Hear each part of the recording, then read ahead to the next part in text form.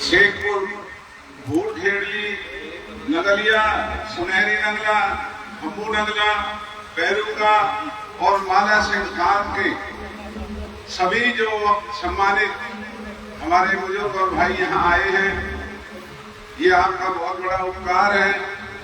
वरना चुनाव में सब ये उम्मीद करते हैं कि उम्मीदवार उनके गांव में जाएंगे और गांव में जाकर के सबसे वोट की प्रार्थना करेंगे, लेकिन लोकसभा का क्षेत्र बहुत बड़ा क्षेत्र होता है, हर गांव में जाना संभव नहीं होता। इसलिए हमने एक गुस्ताखी की कि आप लोगों को हमारे इलाके का ऐतिहासिक गांव बागपुर, वहां सबको बुला करके और हम सबसे वोट की अपील करें।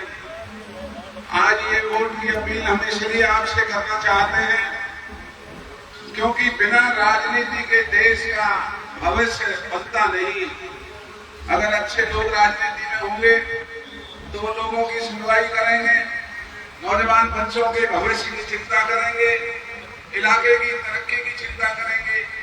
और अगर जैसे भारतीय जनता पार्टी के सांसद और विधायक आज लोगों की चिंता न करके, बच्चों के भविष्य की चिंता न करके अपना धंधा कर रहे हैं, कारोबार कर रहे हैं, कोई स्कूल बना रहा है, कोई पेट्रोल पंप खोल रहा है, कोई कॉलेज खोल रहा है, इलाका पीछे जा रहा है। भाजपा के विधायक और सांसद धन दौलत कमा करके आगे की दौड़ में भाग रहे हैं। लानत है ऐसा जनप्रतिनिधि जब लोगों की आत्मा बददुआएं दे रही हो, लोग जनप्रतिनिधियों को नाराजगी और गुस्सा जाहिर कर रहे हो और हमारे जनप्रतिनिधि लोगों की भावनाओं की कदर न करके हमारी सभ्यता का मखौल उड़ा रहे हो। कहीं भी जाकर के आज तक हमारे इलाके की आवाज को बुलंद करने का काम भारतीय जनता पार्टी के न सांसद ने किया, न यहाँ के विधायकों ने किया।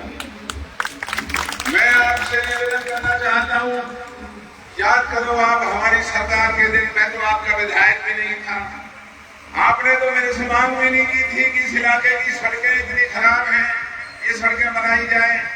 मैंने बिना आपकी मांग के, बिना आपके किसी प्रार्थना पत्र के, आपके दर्द को समझते हुए इस खादर का वो कायाकल्प किया जो एक इस इलाके में एक ऐतिहासिक बात बन करके रह गया। आपकी ये जो सड़कें मैंने बनाई थी, आज उन सड़कों की मरम्मत नहीं हो रही है। मैंने जो इन गांवों की पंचायतें अलग अलग बनाई थी, गांवों की तरक्की का पैसा दिया था, आज गांवों की कोई सुध नहीं दे रहा है। सरपंचों को चंडीगढ़ में बुला करके लाठियों से पीटा जाता है।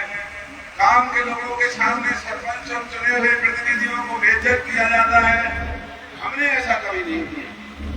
जो लोग मेरे विरोध में भी हुआ करते थे, मेरे खिलाफ हुआ करते थे, और अगर वो चुने हुए सरपंच या मेंबर थे, ब्लॉक समिति के मेंबर थे, चेयरमैन थे, मैंने कभी किसी की जात नहीं पूछी, मैंने कभी किसी की पार्टी नहीं पूछी। हमने अपने इलाके की आबरू को साझा समझ करके उनको घरों से बुला करके उनको सम्मानित किया और इलाके की तरक्की करने के लिए उनको पैसा दिया, उनकी पीठ थपथपाई और कहा भाई दिन रात काम करो, किसी चीज की अगर जरूरत हो तो हमारे पास आना, ये इलाका हमारा और आपका साझा इलाका है, हमारे आपके सुख दुख एक हैं। हमारे इलाकों की तरक्की करने के लिए हरियाणा के दूसरे इलाके के नेता नहीं आएंगे, ये लड़ाई हमें लड़नी पड़ेगी, अपने इलाके की चिंता हमें करनी पड़ेगी और वो चिंता हमने करके दिखाई।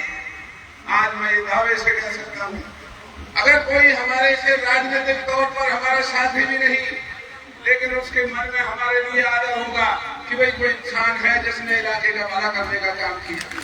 भारतीय जनता पार्टी और कोई ऐसी मिसाल दे सकते हैं, पहले जाति पूछते हैं, फिर पार्टी पूछते हैं और पार्टी में लेकर के भी सम्मान की बजाय लोगों को अपमानित करते हैं। मैं ज्यादा ना कहता हुआ आपसे हाथ जोड़ करके यही अपील कर रहा हूँ, आने वाला समय इस हरियाणा में कांग्रेस की पार्टी का है।